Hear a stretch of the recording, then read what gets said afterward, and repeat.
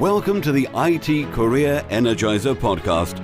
For anyone who wants to build and grow a career in IT, develop and improve your strengths and skills, be inspired and motivated by the successes of others, manage your career progression, and achieve your IT career goals.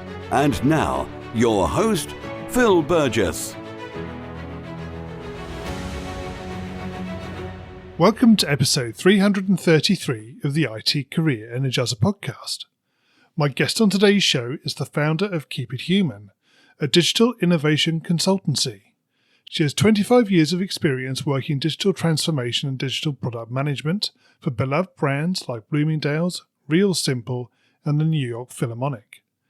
She loves helping teams get unstuck by finding the right digital processes to build bridges between the technology side and human side, so that they can work together. She uses a human-focused approach that helps companies both connect with their customers and prioritize their own people. So it's my absolute pleasure to welcome to the podcast, Maura Charles. Thank you so much. I'm happy to be here. So Maura, can you maybe give us a bit of an understanding of how Keep It Human came about? Sure. So I was really deep into product leadership roles in a few different companies over the years, and at the beginning of the pandemic was in a product leadership role in a pharmaceutical company, and had really started to think about what the things were that I loved about my work. And for me, that was, as you explained in the intro, really the human side of technology and the teams and how those teams interact. Yeah. And so when I decided to go out on my own, I really spent some thoughtful time exploring what it was that I really loved about what I do. And that's kind of where I landed. And so essentially I started to form the company around this idea that I would use product consulting as the area that I'm in, the area of focus that I'm in, but that the specialty was really about the teams and the people and helping people with their underlying problems. And so it just came out of a passion for relationships and human skills and using those to help technology teams do better work and have better outcomes. Right. Okay. And you've obviously got quite a few sort of well-known names that you've had as clients. So how do they find, or how do they feel that the consultancy works for them? What benefits do they get? Sure. So the names of the companies that were in my bio are actually companies where I was full-time in-house at one time or another. But I do continue to work mostly with Fortune 500 companies, and I find them and they find me in a few different ways. I have a pretty solid network, and I sometimes will find my engagements through that. But then also it's just in there. I'm in an engagement right now where I connected initially with the folks that were doing the hiring on LinkedIn. I had been following somebody that I was interested in to see what she was doing in product consulting, and in a little bit of just kind of research phases of my business last year. And when she was looking for product coaches, I reached out to her, and it turned into pretty significant engagement over a long period of time. And so it's a mix. It's definitely a mix, but a lot of it is really taking that kind of product management approach to consulting, which is to find out what their challenges are, what they're struggling with, and to see if there's an opportunity for me to help them.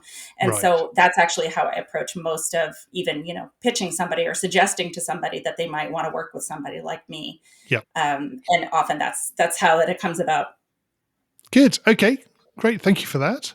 So, Maura, can you share with us a career tip, one that the audience may not be aware of and perhaps should be? Yeah, I don't know if it's something that folks aren't aware of, but I think for me, one of the things that has contributed the most to my growth over time is a real focus on learning something new. And when managers have in past jobs have asked me, well, what's important to you? Like, what do I need to know about working with you?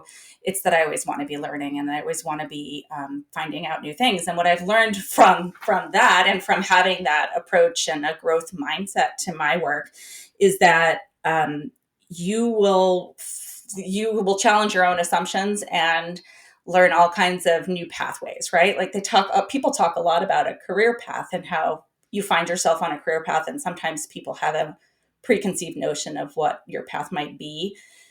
But if you go into everything with an open mind and an approach of just learning what's possible, I think that in addition to learning new skills, you'll learn about new possibilities and new avenues. And when I started my career, the commercial internet was brand new. And the work that I started to do right away was all in internet technology and in consumer experiences. So websites and apps and things like that.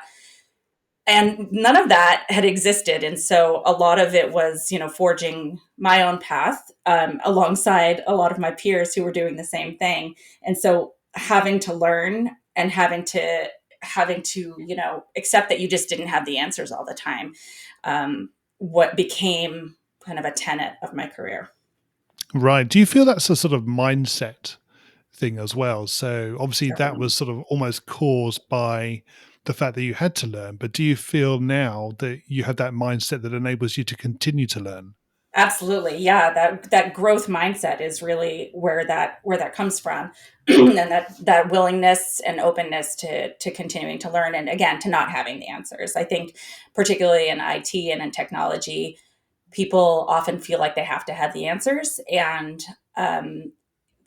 the modern kind of approach to technology work is more of an inquiry into what's possible or hypotheses about what might work, and experimentation. And so I think it all plays into that, right? Whereas you're not always going to have the answers laid out for you. It's not a script. There's not a right way to do everything all the time. And so No.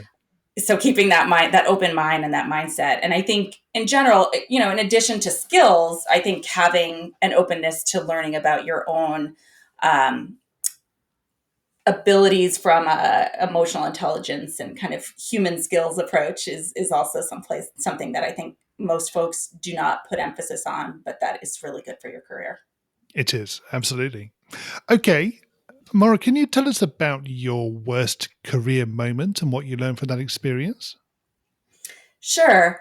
When I was a young woman working in technology, I think, I came in with a lot of confidence and a lot of ideas about what could be, but I don't think I had any frame of reference for what could go wrong. And so I worked really hard and thought, well, if you just work really hard, you'll advance. And I didn't always know how to stand up for myself in the face of bias and harassment. And so early on, I had some issues in one of my jobs, and it didn't go the way that if I were to relive it, how I would approach that today.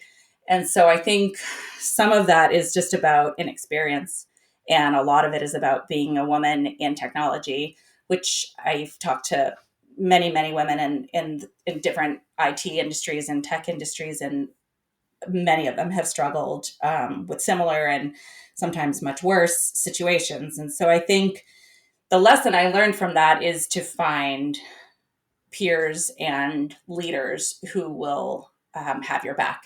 And that it's not about like not trusting folks. It's about trying to figure out what's inside of you and what drives you and what's important to you and what you're willing to take and what you're not. And so Right. there's so many life lessons in there. It's not just IT and tech lessons, but I think that's really what came out of that for me, is that it didn't end the way I expected. And I think I had to do a lot of growing up from that. And I think when you're early in your career, I talk to a lot of young women. I mentor a lot of young women now who go through the same things. And it's been 25 years, and I'm a little disappointed in the industry and in the world that they're still struggling with these challenges. And I think particularly implicit bias, it's not always overt. And so, I just think we all have to help each other. And so coming out on the other side of that, I think what I've learned from that is that I need to help help other women as much as I can, whether it's just sharing my own stories, which is why I think sharing this today, or if it's giving them advice or giving them other kinds of support they might need as they're going through their own careers. Yes, absolutely. So could you maybe give us an example of the sort of things that you would give advice about to somebody or a young woman entering into this particular industry? I think there's a few things. One is knowing, so I kind of implied it with knowing what you're willing and not willing to do or put up with. I mean, boundaries is the word you'll hear. I think knowing your boundaries and knowing your kind of threshold for taking whatever it is that's coming your way, right? I think Yeah. if nothing else, the last 2 years have taught us that life is short and that things don't have to be the way they've always been. And I think that that's an opportunity for people in general, but also for women in particular to stand up and say, you know what, this isn't working for me. This isn't what I wanted my career to be, or this isn't what I wanted my life to be. And so maybe for somebody like me, it's deciding that I don't want to work full-time corporate roles anymore. And I want to spend some time with my daughter. I have a 6-year-old daughter, and was getting home at, 7:30, 8 o'clock at night and not seeing her even before bedtime sometimes. And now I've created a career and a life where I get to, pick her up from the bus stop and take her out to dinner or the ice cream shop. Yes, that sounds like much more fun. It is. It is much more fun for Right. me too. Yeah. I mean, the other thing you mentioned earlier as well, and I think it's important, and I think particularly for young women in this particular industry, is the need for that support network. And the earlier you can develop that, the easier it is to be able to sort of have that, or have those individuals that you can go to talk to about things that may happen, and give you the support that you need to deal with those situations. Yes, there's so many of those groups now. And I mean, when I was starting out, there were a few, but they certainly weren't as well formed. And I think didn't have as many leaders to look up to. And luckily now we're in a position where we do have lots of really amazing female leaders. And even back in, gosh, I was part of an organization that I don't think exists anymore called Web Girls, GRRLS, and this was again 25 years ago, and so we were at the forefront of some of what was these communities that were building themselves up to try to support other women, but we didn't even know what we were up against yet. And now there are so many wonderful niche organizations and bigger, broader ones that can really help women in lots of different ways. And so I've seen even at universities, women creating their own communities so that they feel empowered and have that support from day one. So I would just say seek those out. Ask around if you're not sure what the good ones are for your particular function or area that you're in. Just keep asking, because somebody will know. Somebody will know, and somebody will connect you to the people who are kind of become your people. I've got a lot of those people now, and I'm so grateful. They've really helped me to kind of stretch beyond what I thought was possible and to really take care of myself too. Yeah, excellent. Okay, maybe we'll move on to a slightly brighter, more positive side of things. So, Sure. Maura, could you tell us about your career highlight? Sure. I think one of the things that I'm most proud of was a moment that could have been really, could have gone either way. I was working at a company called Time Inc., which you may be familiar with. It was spun off from Time Warner and had been just really the magazine division and their digital properties. And so I had been working at Real Simple and within Time Inc. and had gotten to a point where I was a director of product, executive director of product over a number of their lifestyle brands. And so this would be brands like Food and Wine, Real Simple, My Recipes, a bunch of others. And although I was really focused on those specific brands, there came a time when the company was looking to get acquired. And in order to get positioned for that to happen, there were a number of technological things that needed to line up so that the acquiring companies could feel confident that we were able to do certain, to put them in a good position when they acquired the company. And so we started a front end consolidation project. So imagine you have 21 think it was 21 different magazine websites. And each of those, so you're essentially dealing with 21 different brands and 21 different product teams. And each of those brands has multiple channels. So they've got websites, they've got apps, they've got special things like Sports Illustrated was one of our brands, and they have multiple websites and they have apps and other kinds of digital tools and underlying systems and things like that. Not to mention all the video capabilities and all the dams and all the data. And so we were working on a project to get all of these brands on the same front end platform.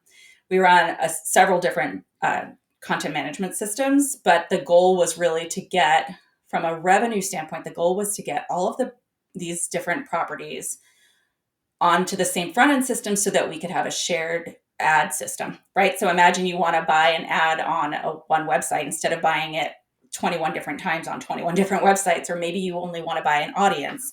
It's very difficult to do that if the sites don't all have the same front end and if they don't all have the same kind of like slots. They would call them ad slots on their different pages. So if you just wanted to buy homepage placements on 10 of these sites, or you wanted to buy a specific audience's eyeballs for your campaign as an advertiser, you couldn't do that easily because we didn't have the same specs. Even the ads were all different sizes. The capabilities were different from site to site. So the goal was to really get all of these different properties onto the same platform with the same capabilities. And so that project kicked off. And then shortly after, the woman who had been leading product for it, the vice president, left the company. And there was a moment of kind of scattering and trying to figure out, well, who's doing what and, what needs to happen, and lots of cooks, but nobody really taking leadership. And for me, that became a moment of realization that somebody needed to step up and take ownership. And I think it was a big career changing moment for me, both from a literal, experience standpoint, but also just from a mindset, because I had a moment where I was asked, actually, part of how this came about was that my manager at the time came to me and said, we need your sites are going to be first. We're going to roll them out kind of iteratively, but we're going to start with your brands. And I just remember having this moment where I was fighting it internally and I was fighting it externally. And then finally I said, does this really need to happen? Like, from a business standpoint, is this something that really needs to happen? And they said, yes, yeah, this has to happen. And I realized that was like a moment for me to decide if I was all in or not. And I was. And so I ended up taking the whole project on in a way and starting to marshal the forces and to figure out, okay, well, we don't have the right meetings. We don't have the right meeting cadences. We don't even have all the right people. And so starting to help all of that align so that the teams could get together and really build something that we were all proud of. And so that was kind of a summertime project. And I think it was about 3 months. We replatformed for the first 4 sites, and then the rest of them came within a few months after. And then the company was acquired shortly after that. So it was, there was a means to an end. It wasn't something that a lot of us wanted to do, because from a brand standpoint and from an ownership standpoint, you kind of get used to being a unique brand and having your own style and having your own approach to how you do advertising. But the company and the business needs in this case were really overriding what the individual sites' needs were. Yes. Yeah, well, that's great. That's a great story, and great to hear that from you. Fantastic. So, Maura, can you maybe tell me or tell us what excites you about the future of the industry and careers in IT? I think when I started out, the thing that was so interesting to me was that, again, as I mentioned earlier, everything was kind of uncharted and there was no plan. And so there was a lot of possibility. And I think I'm still seeing that again now. I think we're at a amazingly interesting time in technology. So much change, so many companies trying new things, lots of folks trying to get into technology. It feels a little bit like a repeat of maybe 1990, what do we say, like 1999, maybe 2000. So in some ways, that's a little scary. I hate to think that we're building another bubble, but it's quite obvious that innovation and technology are the future of our business world and our personal worlds. And so I think that's what's so exciting about it, is that it's Yeah. not something that people can ignore anymore. It's part of our daily lives. And there's so much opportunity in that.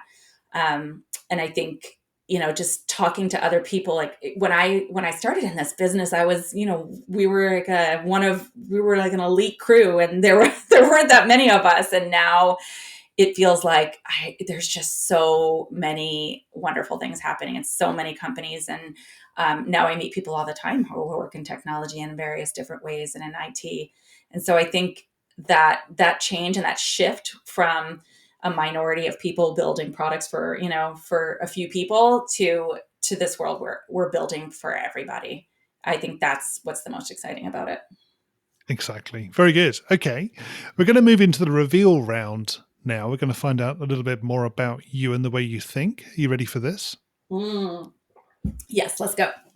Okay. So what first attracted you to a career in IT? I think the fact that it was new and uncharted, as I mentioned, but also it was the combination of experiences and visual design, and storytelling. And a lot of my career has been spent in media. And I think the storytelling aspect of it is something that was really appealing to me. And what is the best career advice you've ever received?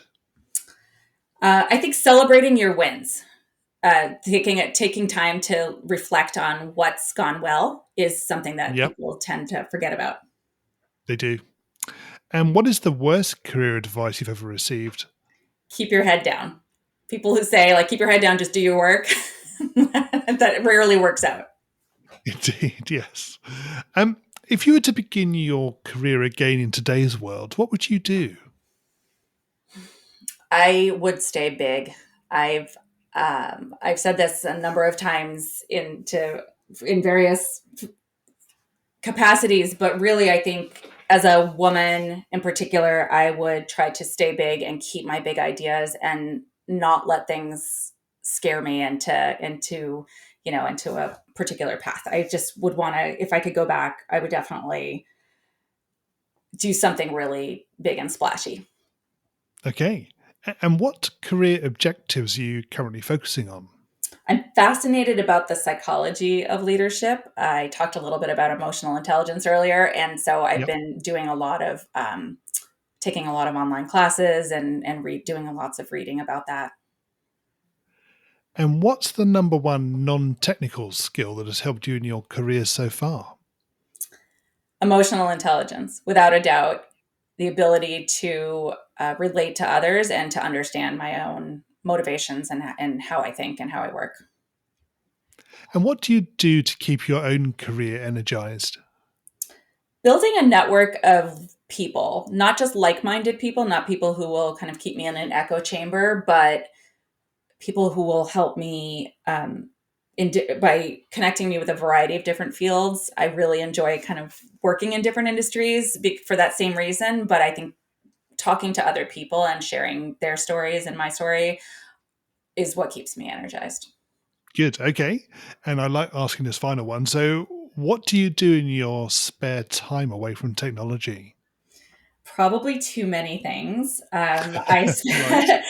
I spend a lot of now. I spend a lot of time with my family. I live in the suburbs of New York, and we've got lots of beautiful parks and land out here and water. And so we spend as much time as we can, really getting out of the house. I do yoga in my spare time, and that's kind of keeps me balanced. And I read lots of fiction, also some nonfiction, but I try to not always not always be reading about things that are related to my work. And then during the pandemic, I started to get into art. I hadn't really done any art since probably school, in grade school. And Yeah. so I thought that would be a fun thing to take on. And so I've been doing lots of drawing and painting. And then just on the side, I have been pursuing a master's in writing, in nonfiction writing. So I'm doing a lot of writing as well. Wow. Okay. And you refer to that as on the side. That is on the side. It's like my side hustle. Right. Okay. Maura, can you share with us a parting piece of career advice? Yes. Don't take everything you see or hear at face value. We all have blind spots, and you need to find yours, but also question things and try to understand why decisions are being made or why something's happening. I think a lot of people I mentor and coach will see something happen and not think about the underlying reasons, and they'll just react. And maybe this is part of my yoga training, but I've learned that it's really important to take a step and take a little breath and think about what's happening and what you might not be seeing, and what other kind of, impacts there might be in the background, and particularly when it comes to people. I mean, that's partially why I'm focused on this people side of IT, is that you really, we're wild cards. Human beings are wild cards, and you don't ever really know everything about somebody or somebody's experience, or even at a company, what's really going on underneath. Good. Okay. And Maura, can you tell us how we can find out more about you? Yes. I have a website it's for Keep It Human. So it's keepithuman.consulting, which I thought was a fun domain to get.